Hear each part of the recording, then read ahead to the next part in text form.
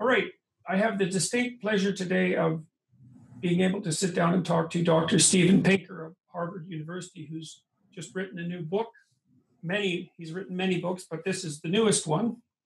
It's called Enlightenment Now, and it's a New York Times bestseller for 7 weeks. So that's a great accomplishment. And Dr. Pinker has indicated to me that it's doing better than his other books have, and they've also done very well. So that's really something. So Steven Pinker is the Harvard College Professor of Psychology at Harvard University. He's a 2-time Pulitzer Prize finalist and the winner of many awards for his research, teaching, and books. He's been named one of Time's 100 most influential people and one of Foreign Policy's 100 leading global thinkers. His books include The Stuff of Thought, The Better Angels of Our Nature, The Blank Slate, and The Sense of Style. And so I'm welcoming Dr. Pinker, obviously, and I'd like him to start by telling us about the book itself, and then we'll talk about broader issues and about the other books he's written and that sort of thing.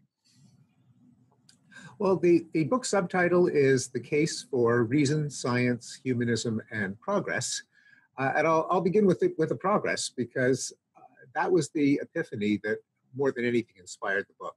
I'd written a previous book, The Better Angels of Our Nature, when I was surprised to come across data sets showing that many measures of violence had declined over the course of history.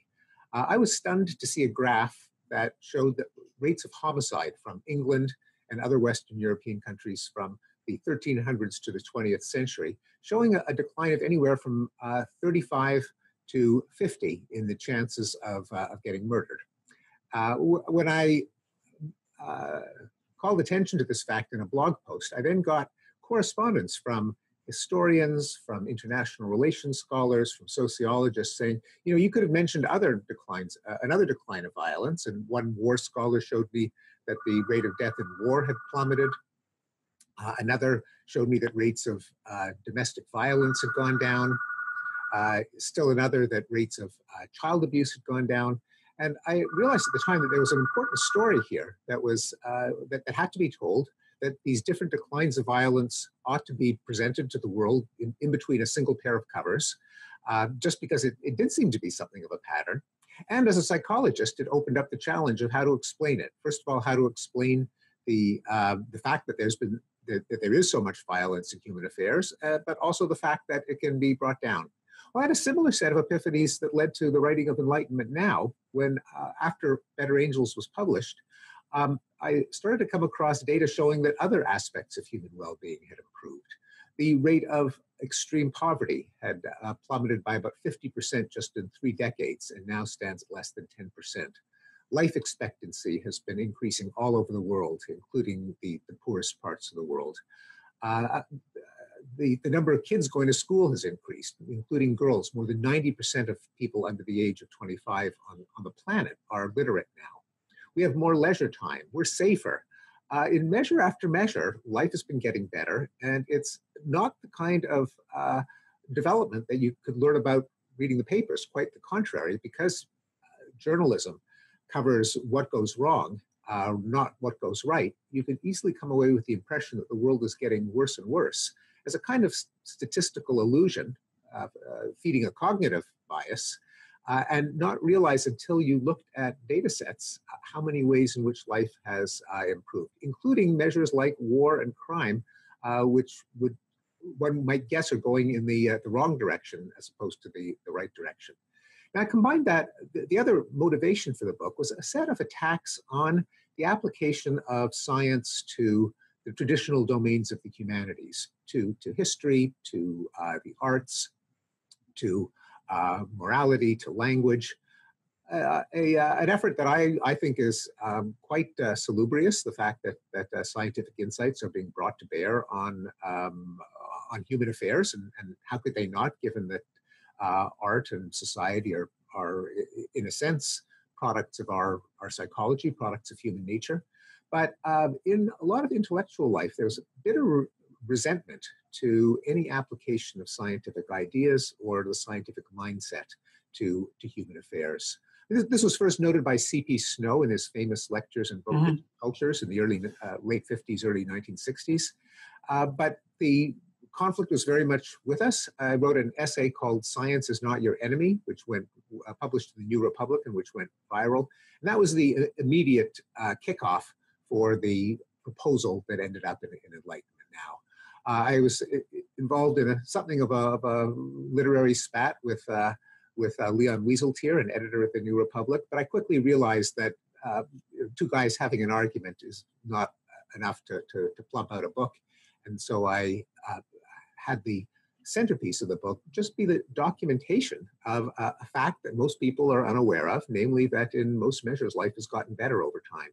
Now, as with the Better Angels of Our Nature, I didn't want to just present a bunch of graphs, although I did present many graphs, but I wanted to explain them. And it seemed to me that if there was any overarching explanation as to why life got better, it's that people in the past thought that by understanding how the world works, including ourselves, we could try to solve problems, remember what works, drop the failures, and as we accumulate our cultural knowledge, we can improve our well-being. And I attribute that mindset to the Enlightenment, the idea that we can use knowledge to improve human well-being.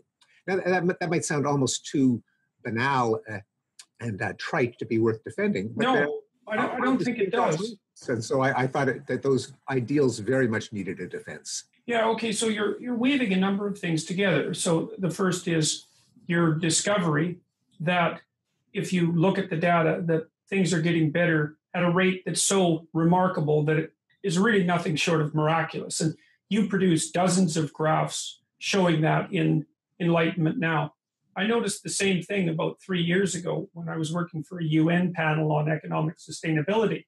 For the Secretary General, the original narrative was extremely pessimistic. It detailed how we were despoiling the planet and how everything was getting worse and how we were at each other's throats. And I started to read extremely widely, and I found that on measure after measure, with some notable exceptions like oceanic overfishing, we have been doing so staggeringly much better in the last 150 years that you can't believe it on almost every measure you can imagine, which is exactly what you detail out in Enlightenment Now.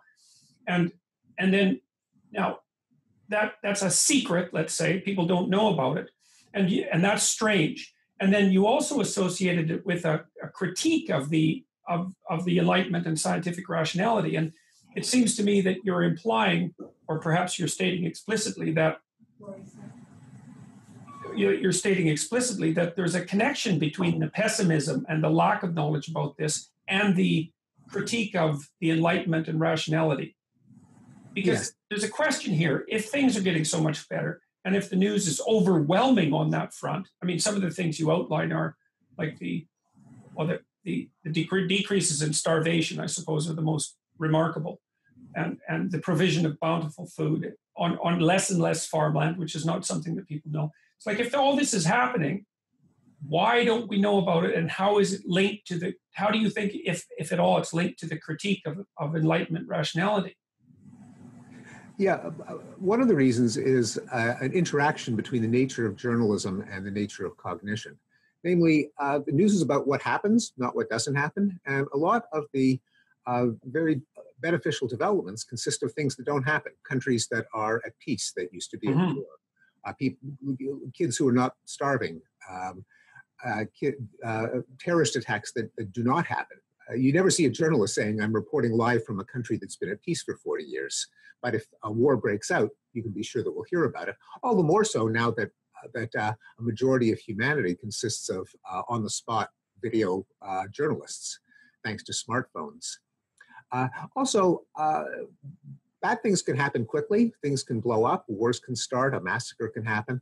But good things aren't built in a day, and they often consist of incremental improvements of a few percentage points a year that compound, that accumulate, but that can never make the news because they never happen all of a sudden on a Thursday in October. Together with all the cognitive impediments to understanding the state of the world, the fact that news reports memorable events, and we know from these study of the cognition of risk and probability from Daniel Kahneman and Amos Tversky, that we tend to assess probability and risk by a shortcut called the availability heuristic. Namely, the easier it is to dredge up an example from memory, the more likely we think something is. And so people think that tornadoes kill a lot of people, but they don't realize that falling off of ladders kills far more people.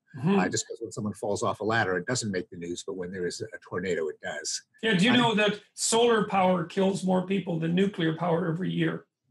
I did not know that, but it doesn't surprise me because nuclear power kills no one. But well, and I suppose installers fall off roofs. That's exactly right. Installers fall off roofs. Yeah. Yes. Okay. So perfect example. Yeah, exactly. And well, so that's interesting. So you can imagine that. So good news is, or bad news is sudden. It's dramatic. We're tilted towards the processing of negative information in any case. That's right. And we don't naturally compute a ratio between occurrences and non-occurrences, which is, of course, what goes into probability and rational assessment of risk and probability.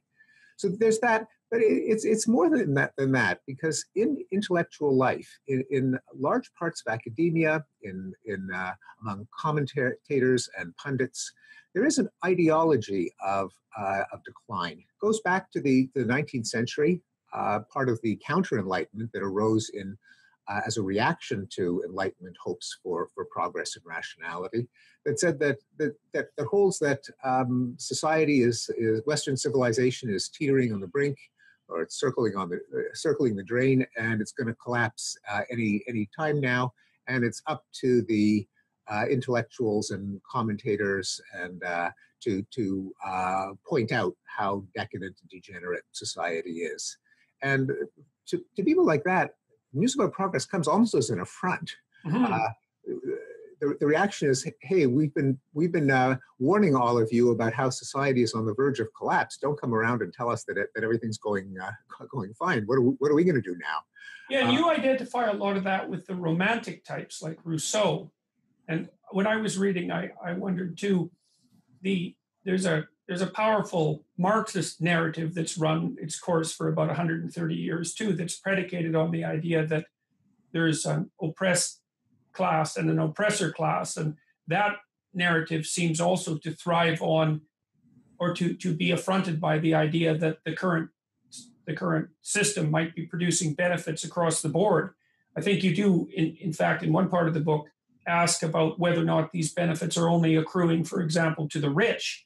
And that doesn't seem to be the case as far as the data indicate. Is that a fair?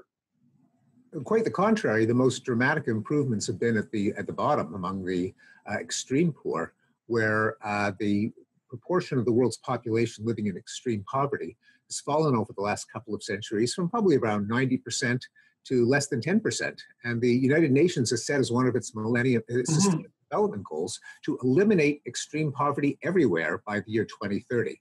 That's probably too optimistic, but the fact that it can be set as a plausible aspiration is itself astonishing. Well, I know the UN had set as one of its millennial goals the halving of absolute poverty between 2000 and 2015, and that was accomplished by 2012. So, exactly, ahead of schedule. Yes, exactly, and that should have been headlined everywhere. Marxism has a complicated relationship to progress, because Marxist doctrine actually does lay out a pathway to progress. Unfortunately, that pathway consists of violent class conflict. It isn't the Enlightenment ideal of progress through problem solving. The prosaic belief that nature throws problems at us, and if we apply brain power, we can gradually chip away at them. Yes, incrementally. Progress is quite different. And you're right that there is a pretty strong, that there are critiques of progress both from the left and from the right. But from the left, there is a kind of contempt for institutions like markets, like liberal democracy, that deserve a lot of the credit for the progress that we've made, and that lead to, at least in the academic left, a despising of the very idea of progress. And I found that the only political faction is actually sympathetic to progress are the libertarians. There have been a number of rational optimist books in the last decade by people like Matt Ridley and Ron Bailey and Johan Norberg that that do had an overlapping mission to the one that I took on in Enlightenment Now, namely documenting progress. But both from the academic left and from the political right, there has been a contempt for the notion of progress for their different reasons. I mean, in academia, it goes back to the Romantics, to Rousseau, as you mentioned, but also to Schopenhauer, Nietzsche, Heidegger, the existentialists, the critical theorists of the Frankfurt School. And large swaths of the academic humanities actually detest the Enlightenment, ironically enough. Not by no means all of them, but there's a significant faction. Yeah, well, the question there, I guess, in part is why? I mean, one of the things that really struck me as I've gone through this material over the last years is that this is really good news. Particularly, it doesn't really matter whether you're on the left or the right. If you're on the left, you think that the fact that the poorest of the poor are being lifted out of their absolute abject misery at a rate that's just, I don't think you could hope for a faster improvement, no matter how optimistic you were. And then on the right, of course, the fact that the benefits of liberal democracy, let's say, and free markets are driving this in large part, you'd think would also be a cause for celebration. So there's you talked about the availability heuristic and some of the role that the press might be playing, the fact that negative events stand out. We can also see negative events all over the world now. So, and we can't think of all over the world. Whenever you hear about a negative event, it's as if it's happening next door and is a threat. So the breadth of our news is exaggerated and the coverage is exaggerated, but there still seems to me to be this mystery at the bottom of all this, which is in the face of such radically good news, why is there such an insistence that the system is corrupt, that we're going to hell in a handbasket, and that human beings are a cancer on the planet and everything is heading towards the apocalypse? It's so deep, and it doesn't seem to be moved by the facts much. I kind of think sometimes that it's a hangover from the Cold War, that was so deeply pessimistic for so long. It goes back before the Cold War. Certainly, as a psychological syndrome, it goes back at least to the Old Testament prophets, who combined kind of social criticism with foretelling an apocalyptic disaster. So that syndrome, that combination of moral scolding with predictions of doom, is something that our species quite naturally falls into. Mm-hmm. Part of it is, I think, frankly, a certain amount of interprofessional competition, that society has various elites. There's the politicians, the business people, the military, the religious elites, the academics, the journalists. They're always kind of competing for status. And since intellectuals don't deserve a whole lot of credit for getting society to run, for putting food in the stores and keeping the peace and protecting the streets, it's very easy to look down on other societal elites, on government, on business, and to say, well, you guys are all failing and we're the ones who are morally refined enough to point it out. Mm-hmm. So I wouldn't put down just sheer human competitiveness. I'm not the first to say this. One of my favorite explanations of the veneration of the past, of golden ages, comes from Thomas Hobbes, who said, "Competition of praise inclineth to a reverence of antiquity, for men contend with the living, not with the dead." Yeah, well, it also seems that there's a certain amount of resentment that is driving that as well, and that would go along with the status competition, because there's anger, I suppose, if you're the member of an elite group, to see that your paradigm, let's say, isn't leading the charge forward. That's right. And you talked about the astonishing decline in global poverty.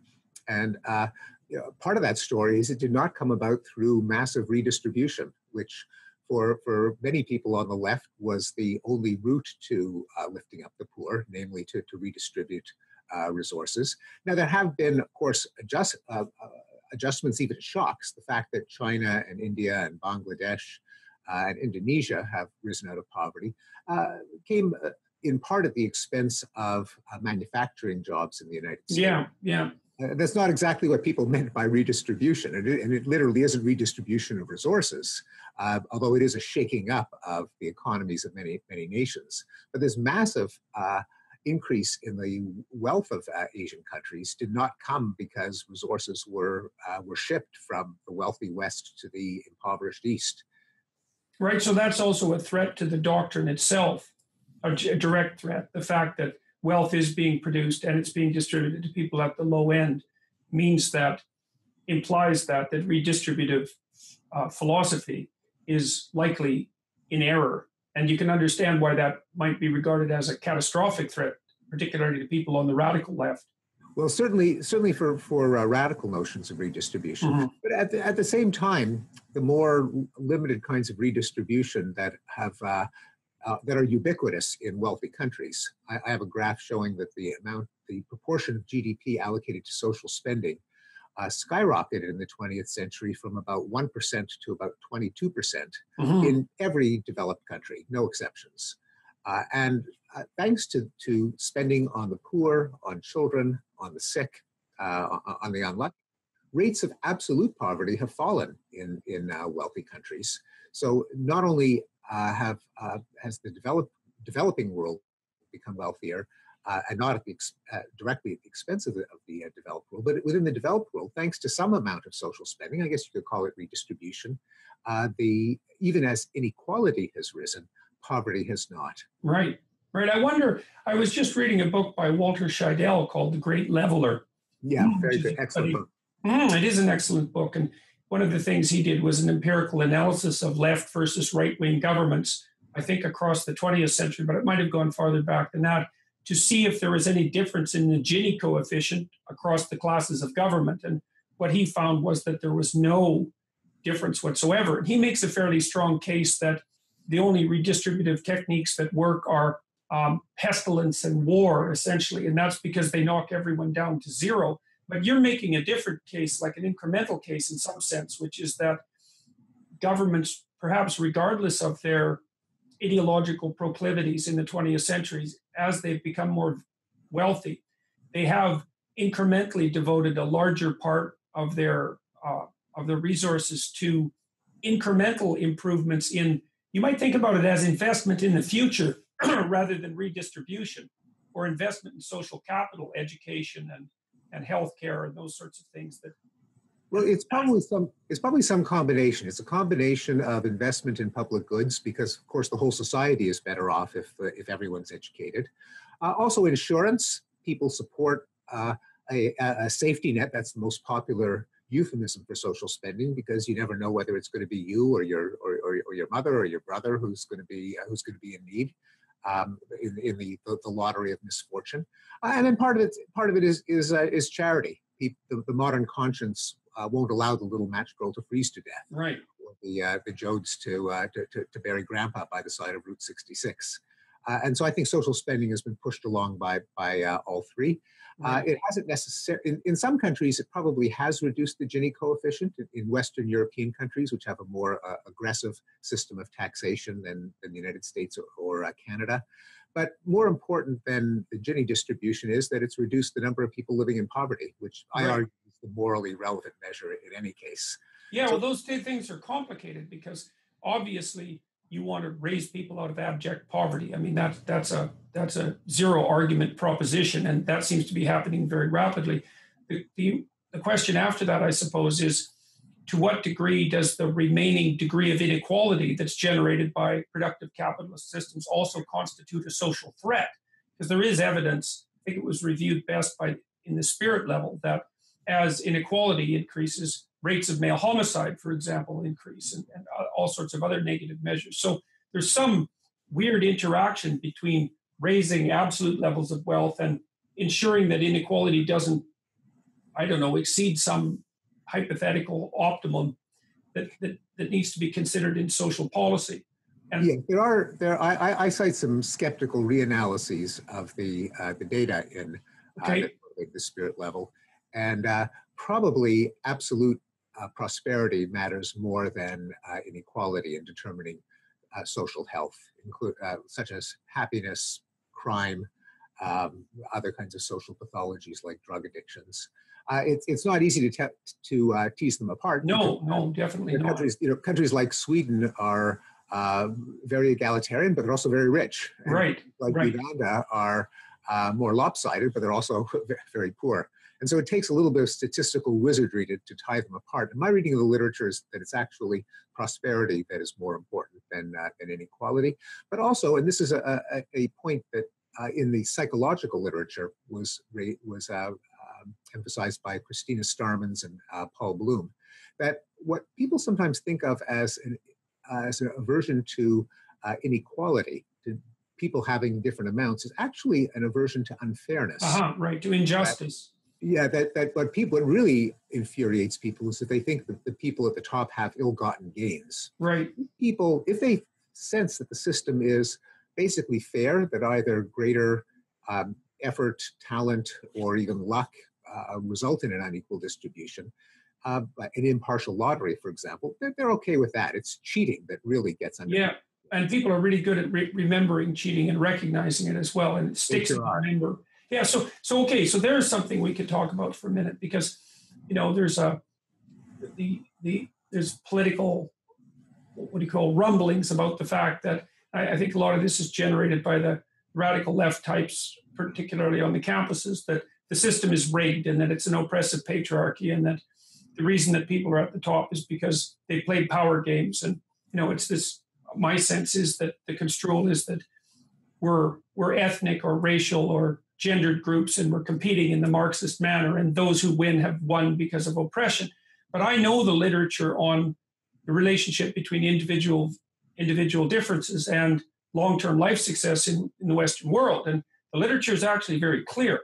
So intelligence seems to account for about 20% of the variance in long-term life success. And then trait conscientiousness accounts for perhaps another maybe 10 to 15%.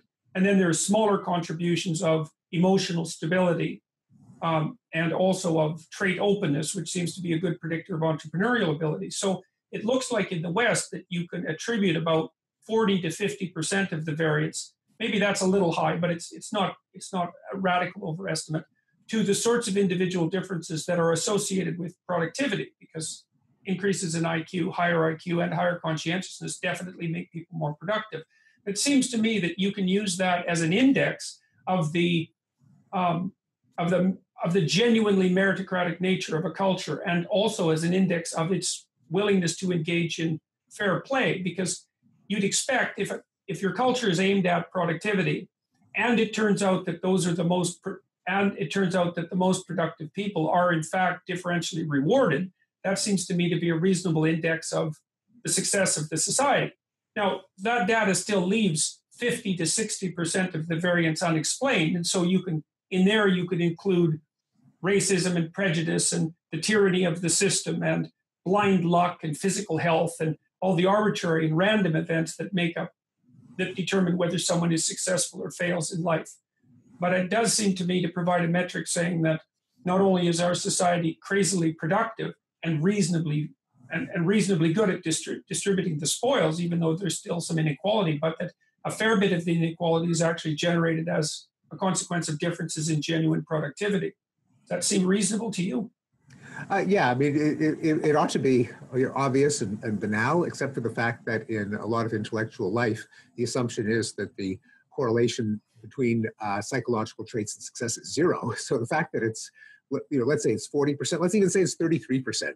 That's a lot higher than most people are willing to acknowledge. And what you said is exactly right. That leaves more than half of the variance not to be correlated with individual differences. And of course, various inequities could go into that 50 or 60%. And they're not mutually exclusive. It seems hard. We know that there's a lot of gaming of the system, particularly in the United States, by the wealthy. And that should obviously be eliminated. It's not meritocratic, it's not fair, it's not productive.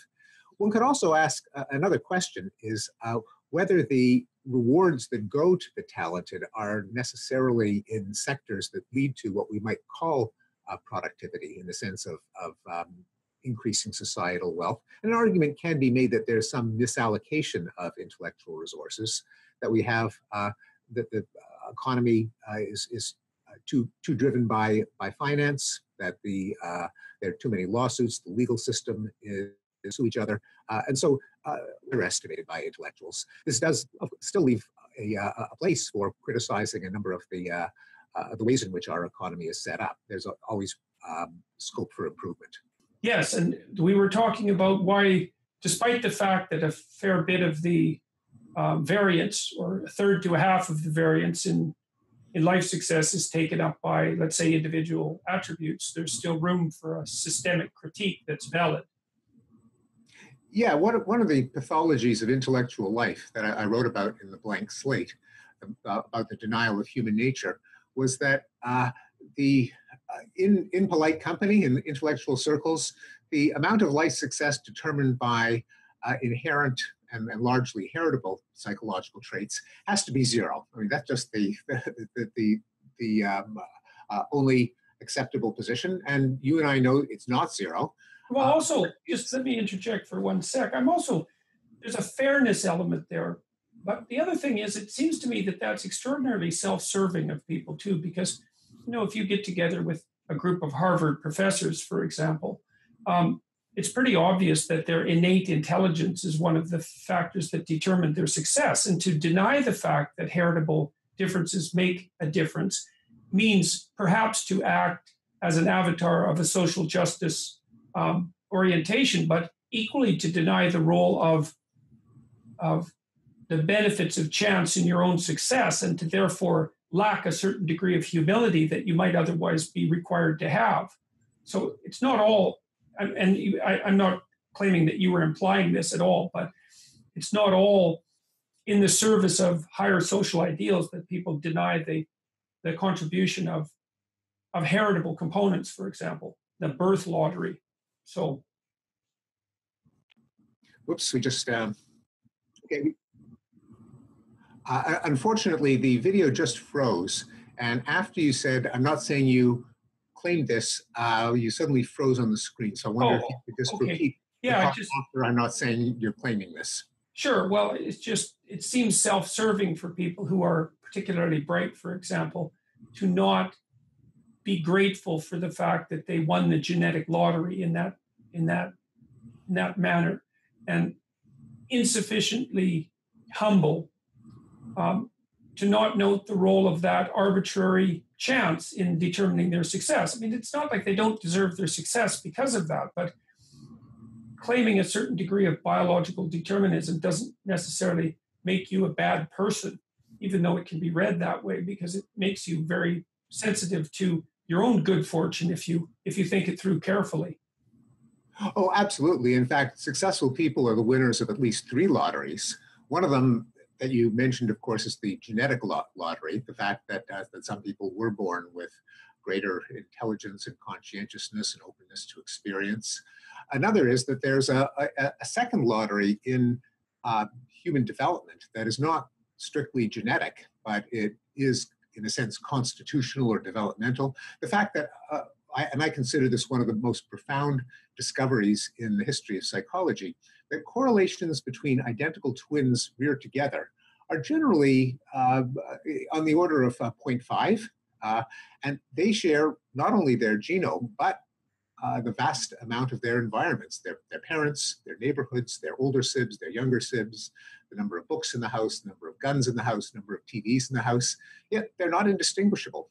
Identical twins correlate quite highly, but nowhere near perfectly, which means that there is a second lottery that has to do either with just the way the brain congeals during development, which can't be specified down to the last synapse by the genes, and perhaps by chance life events, which might leave unpredictable traces that we can't document or systematically understand.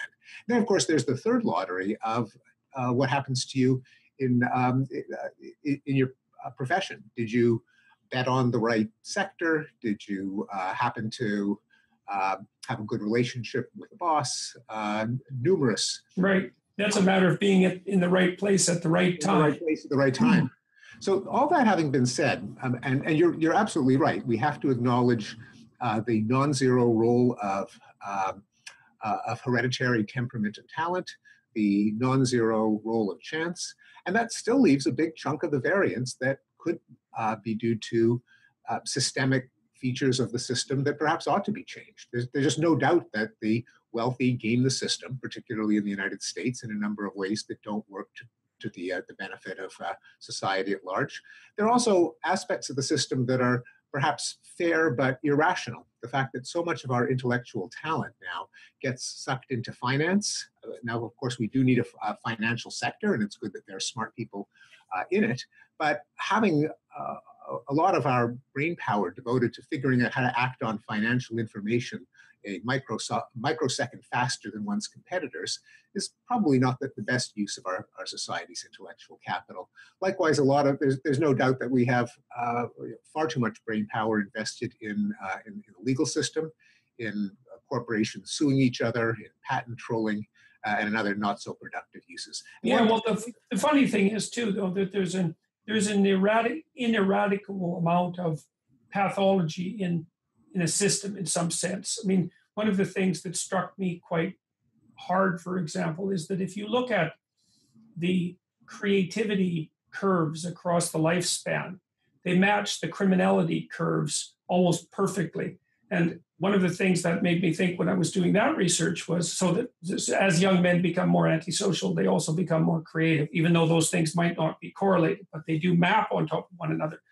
I was thinking in a society like the United States, which has a fair degree of criminality, but also a fair degree of creativity, we have no idea how loose the system has to be so that malfeasance can thrive, so that it can also be simultaneously loose enough so that creativity can thrive, right? Because you might think, if you were optimistic, that you could tighten up the system and get rid of the criminal behavior without adding a totalitarian layer to the system that would also simultaneously demolish, individual variability and creativity.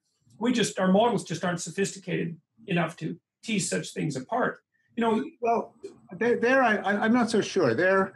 I do agree with you. There's a certain amount of risk-taking or kind of young men on the make that might underlie both criminality and productive creativity.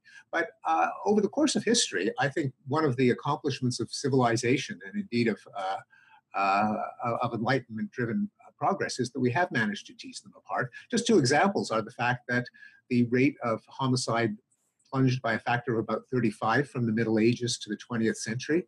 And that includes the scientific revolution, the industrial revolution, the Enlightenment, all of the advances of the 20th century. So just as people were not stabbing each other in bars over insults, they were also coming up with the theory of evolution and the atomic theory of matter. And then again, in the 1990s, when the rate of violent crime in the United States fell by half, and there were also declines in Canada and Britain, other Western countries. This certainly was not a time of economic stagnation or technological. No, fair enough. Well, I guess then the question starts to become is how in the world did those things get teased apart so that we are able to regulate antisocial behavior without simultaneously making things excessively rigid and regulated and totalitarian? We managed it. Maybe it's part of that same incremental process that you detailed out at the beginning of our talk. Another thing that struck me about your book that was quite interesting, I thought, was that you list the names of a very large number of totally unsung heroes.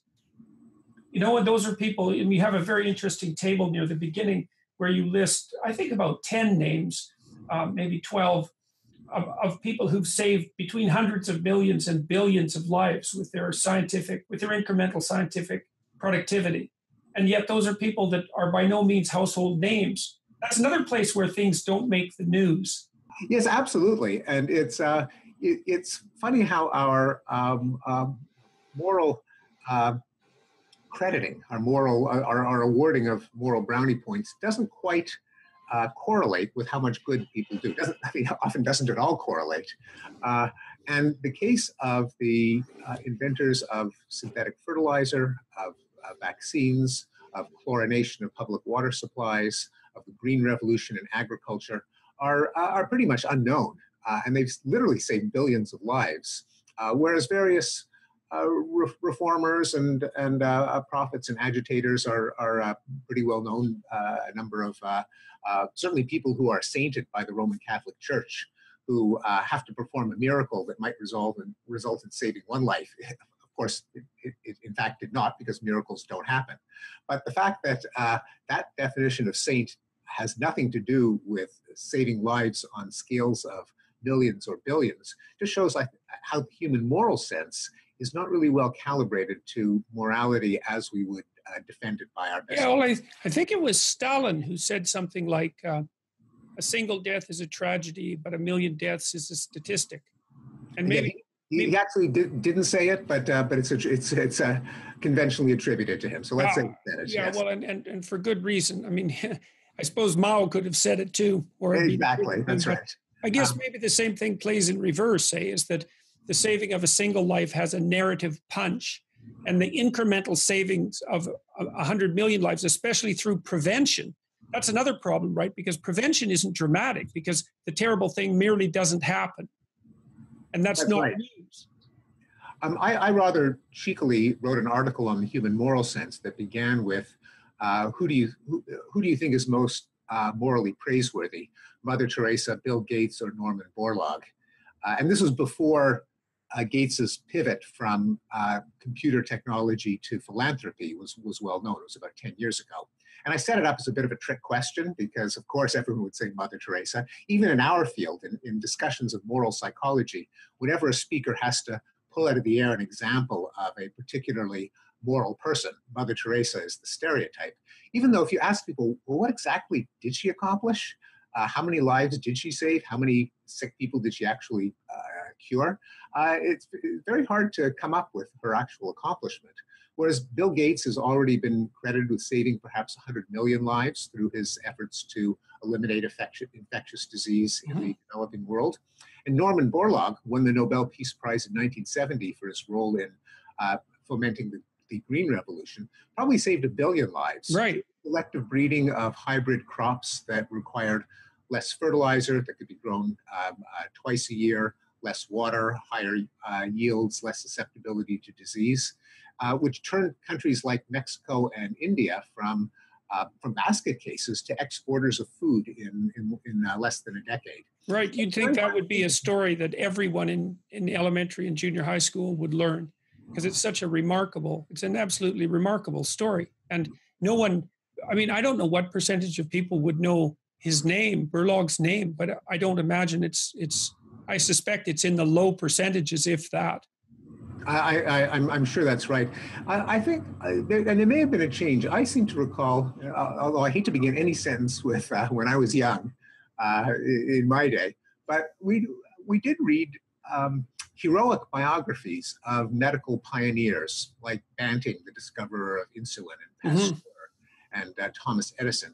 And I don't know if that kind of heroic biography of the innovator, of the inventor, of the scientist, is as common in children's education nowadays. Yeah, I strongly suspect not. It certainly wouldn't be in Canada, given the tilt that our education system has taken. So, all right. So, a couple of broader questions again, if you don't mind. You have a whole corpus of work, and there are recurrent themes in some sense. One of them being things are getting better in ways that we really don't know. And what if you could have what you wanted with regards to the impact of your books, what would you want that impact to be? And also, what do you think? Like, one of the things I've done on Twitter recently, because I'm trying to figure out how to use Twitter, is to tilt my tweets towards people like humanprogress.org, who's someone you cite in your introduction, and people who are purveying information, well, including yourself, by the way, who are purveying information about how much better things are getting. And so, what impact would you like to have your books have? And how do you see that playing out psychologically and politically? And what do you think people who are listening now, say, could do practically to get the good news out, so to speak? Yeah, certainly intellectual life should be more data-driven, that you shouldn't be allowed to talk about any purported trend based on an event that happened yesterday or this year. because trend means change over time. And in so many areas, we really do have data, and it's just irresponsible not to cite those data, particularly since they have become increasingly available through websites like Our World in Data and Human Progress. So I'd like to see a replacement of ideological debate, which so much of our current debate is. It's whether the right or the left is more saintly, moral, praiseworthy, correct, and more, well, let's look at the data. Chances are that neither an off-the-shelf position of the left nor an off-the-shelf position of the right is likely to have it all figured out. No one is omniscient or infallible. These ideologies go back to the French Revolution, and they're unlikely to be a font of solutions to complex problems.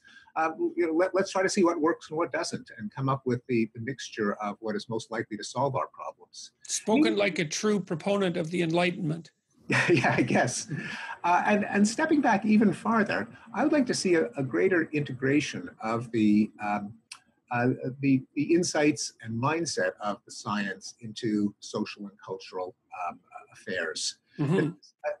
As we talked about earlier in the conversation, this very idea is often met with horror.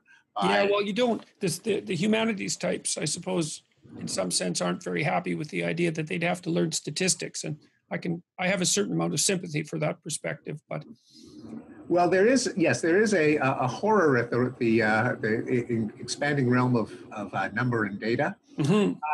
And a horror at the thought that ideas about human nature from science, from evolutionary psychology, from behavioral genetics, from social and personality and cognitive psychology, might be brought to bear on our understanding of society, of justice, of art, literature, and fiction.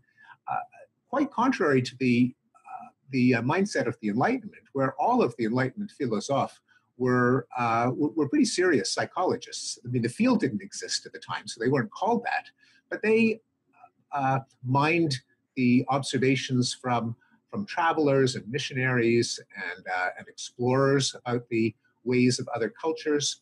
They relied on their own observations and common sense. They tapped into what brain science existed at the time. So it's hardly a radical idea Mm-hmm. that our understanding of art and culture and society should be informed by our understanding of human nature. But now that the disciplines have become so professionalized and they're housed in different buildings on campus and they're rivals for the money from the dean, there's great hostility to the old Enlightenment idea of consilience. Right. There's often a paranoid fear that this means that the sciences will take over the humanities, which of course is preposterous. They wouldn't want to, they couldn't. No, and I think the sciences can really inform the humanities. I mean, and vice versa, yeah. Mm-hmm. Well, as I've been trained as a scientist, my appreciation for the humanities is actually substantially deepened. So same here. And indeed, in many fields, this is a fait accompli. One of my own fields of linguistics, it's just taken for granted that no one really cares where the humanities influences end and the scientific ones begin. Mm-hmm. Studies of philology, of classical grammar, of texts now blend into statistical studies of corpora, of laboratory studies of speech and language processing, and where the science ends off and the humanities begins, no one even talks about. Well, the science can also really change your mind. Like, I've looked at individual differences in relationship to political belief. And so I've learned three things from doing that I think are revolutionary, have been revolutionary for me. So the first is that liberal lefty types are characterized by higher trade openness and lower conscientiousness, and then conservatives the reverse. And I think, well, that's quite interesting because it puts the liberal left types in the creative entrepreneurial domain because that's characterized by high openness, and it puts the conservative types in the managerial and administrative domain. And so that implies that the liberal left types create new ideas and new enterprises, including entrepreneurial enterprises, because the data there is fairly solid, whereas the conservative types manage and administer those enterprises. And so each needs the other. And so there's that nice polarity dynamic. And then there's also the emergent idea that the reason that openness and conscientiousness unite to predict political behavior is because of borders. So open people like the borders between concepts to be fluid so that there's information exchange, and they're not orderly, the liberal types, because they're not conscientious, and so they don't see any utility in keeping things categorically distinct. Whereas the conservatives are afraid of the contamination of things because of the movement of information, and they like to see the borders between things to ensure that that's the case. So the reason that openness and conscientiousness stack together as predictors of political behavior seems to be because of two fundamentally different attitudes towards borders, all the way from the conceptual to the political.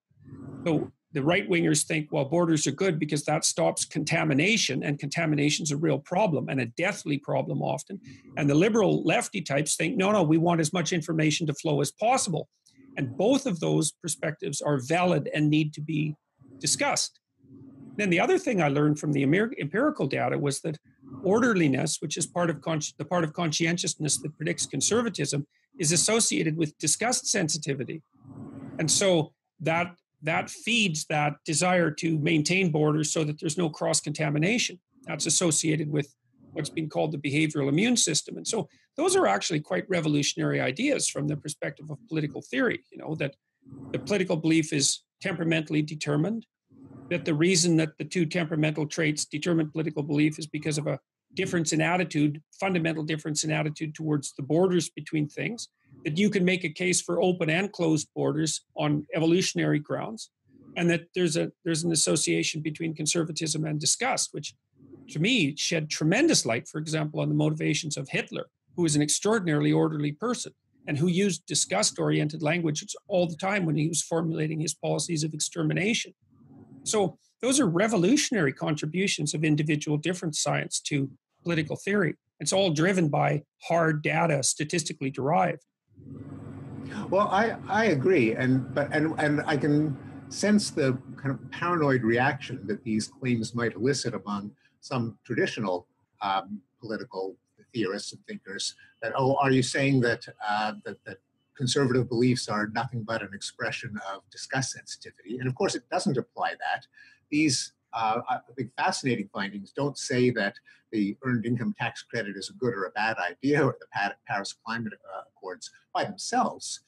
The issues still have to be decided on their merits. Mm-hmm. On the other hand, if you are aware of your own potential biases, then that is a source of insight. It's a source of understanding. It could cause you to step back from your own convictions and be more receptive to arguments on both sides. Mm-hmm. Of course, it's definitely done that for me. But it can't not be helpful. It can't not be an important source of insight as to how political debates unfold. Yeah, well, if you know that the liberal left types are necessary for the fostering of new enterprises and the conservatives are necessary to run them, then that certainly indicates why both groups not only are necessary, but are of mutual benefit. Somebody has to maintain systems and someone has to expand them. And those things are going to work in opposition to one another because expanding a system often fragments it. So there's going to be tension, but no system can remain static forever. And completely untrammeled transformation throws everything into chaos. So there obviously has to be a dialogue between those two viewpoints. It's like an opponent process issue, essentially. And yes, and all of us ought to be more aware, have more insight into how our own psychological proclivities might affect the positions that seem to each of us to be obvious. Mm-hmm, and that is what they do, right? Because the temperamental variables actually tell you what is self-evident. That's exactly how they operate. Mm-hmm. And my understanding from the literature that you're citing is that the variance in opinions that is correlated with innate personality differences is also the hardest to get people to give up, to persuade them of. Yeah, well, no doubt, because I think those temperamental differences are like axiomatic values, and they're grounded in, I think they're grounded in the hyper-development of separate circuitry. So it's going to be very, very, and I also think that, like, if you're an introvert and you want to learn to be an extrovert, you have to learn it micro skill by micro skill, right? There's no revolution there's no revolutionary cognitive transformation that's going to turn you into an extrovert. You can pick up the skills, but it's bit by bit, and it's incremental. And so I think it's the same with political attitudes, is you can develop an appreciation for the viewpoint of people who are on the other side of the temperamental divide, but it's an increment by increment advance, and it's very, very effortful. But it's necessary. You know, it's been really useful to me to see where the cognitive, sociological, political utility of both political temperaments lies, and why it's so crucially important. I mean, with regards to disgust sensitivity, I mean, you might think, well, that's purely reductionistic with regards to the conservative viewpoint, but you know, a lot of people in history have died as a consequence of cross-cultural contamination, right? I mean, there are estimates that up to 90%, maybe even 95% of the Native Americans perished because of their exposure to the Spaniards, right? And so the idea that contamination is a problem when two things that were distinct unite is a truism, and it's a powerful evolutionary force. And equally powerful is the observation that, well, yeah, despite that though, the benefit of information flow, free information flow and trade is so overwhelming that you can't throw the baby out with the bathwater. Yes, it's a case where the evolutionary adaptive value of a motive or of an emotion is explicable, and we can also recognize that thanks to advances in science and technology, the emotions themselves are no longer particularly effective defenses against, in this case, infection by pathogens.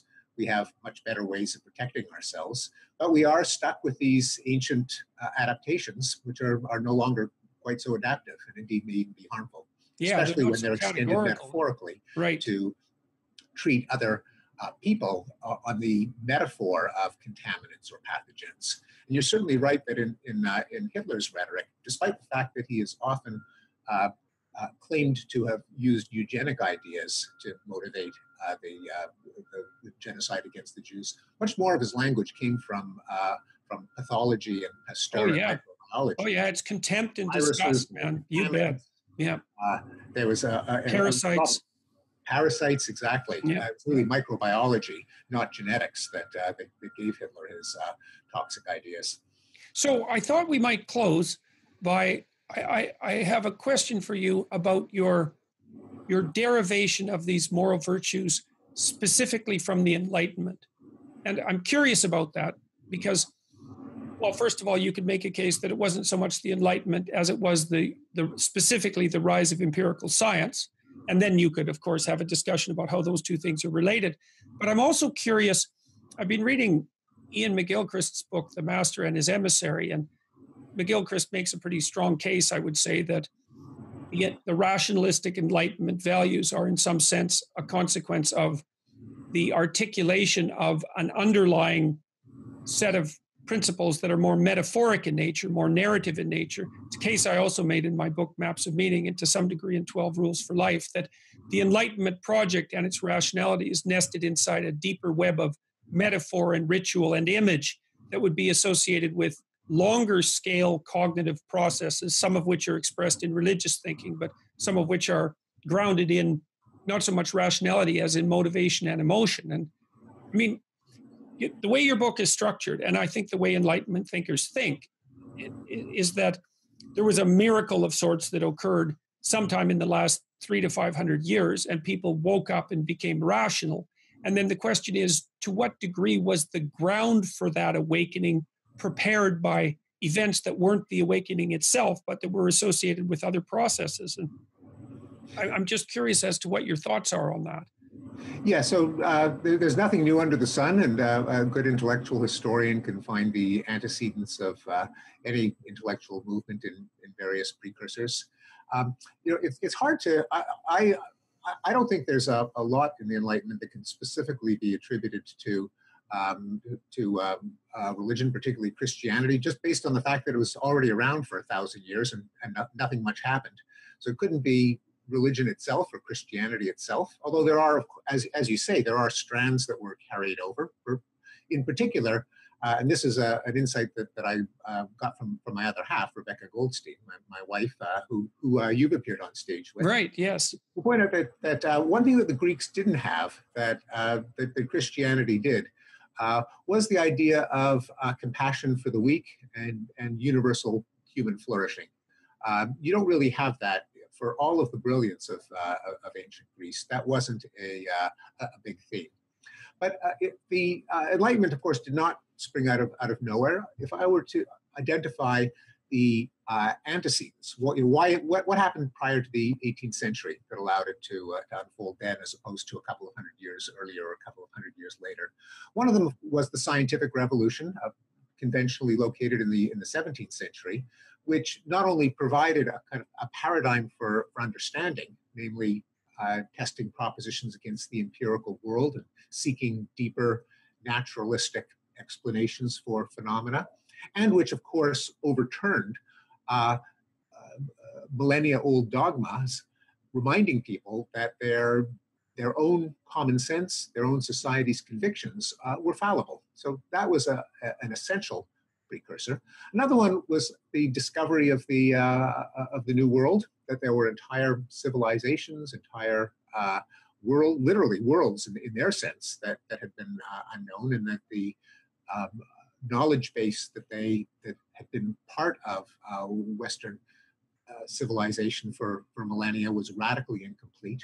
And technologically, I suspect that the greater exchange of ideas and people was a contributor. That just prior to the Enlightenment, the second half of the 18th century, there was a massive growth in the efficiency of printing.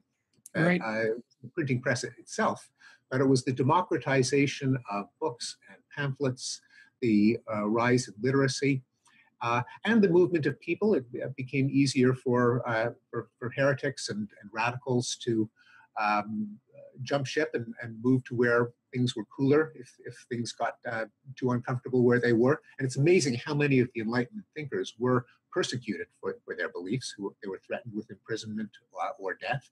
Many of them ended up in Holland or Paris or London, or jumped around to wherever they had the greatest freedom. But also just the sheer a kind of precursor of the web today, the fact that a pamphlet could be introduced, and within a few months it would be translated into a dozen European languages and, Right. And smuggled in. So the exchange of ideas, I think, helped to accelerate the Enlightenment. Although since it only happened once in human history, we can never really know for sure why it happened when it did. But those are three good guesses. Well, and we're in an interesting time now where we can sit and make a video like this and publish it almost instantaneously and share it with 500,000 people. I mean, that ability to share ideas rapidly is developing apace, and God only knows what the consequence of that is. We're in a situation now, which has only occurred to me about last year, where the spoken word for the first time in human history has the same reach and longevity as the written word. And it's easier for people to listen. You know, audiobooks are becoming very popular. Lots and lots of people listen to podcasts. You know, I have working class people come to my talks all the time and say, look, I'm sitting in my forklift for 3 hours a day and I'm doing nothing but listening to podcasts, you know. So that's a really remarkable thing. So I think I'm going to let you go. You've been very generous with your time. I appreciate the conversation very much. I'm going to close by showing your book again, Steven Pinker's new book, Enlightenment Now, which is tearing up the bestseller charts and which is a guide to proper and intelligent optimism in the 21st century. And maybe I'd ask you just in closing, what do you think there are things that what do you think individuals should be particularly optimistic about right now? And what do you think individuals could do to spread the message that things are getting better and that we can solve our problems? Yeah, the fact that there are new efforts to transcend political divisions and find out what works, to depoliticize and rationalize problems like poverty, like climate change, like war and peace, like crime. Those are very much worth supporting. That there are organizations like Apolitical, there are NGOs that try to monitor the state of the world. There's effective altruism. There's just the general application of rationality to solve our problems that is responsible for the progress that we've enjoyed in the past. And if there's going to be progress ahead of us, we'll be responsible for what we'll enjoy in the future. All right. Well, would like to close too by mentioning to everyone who's listening that, you know, things are getting better.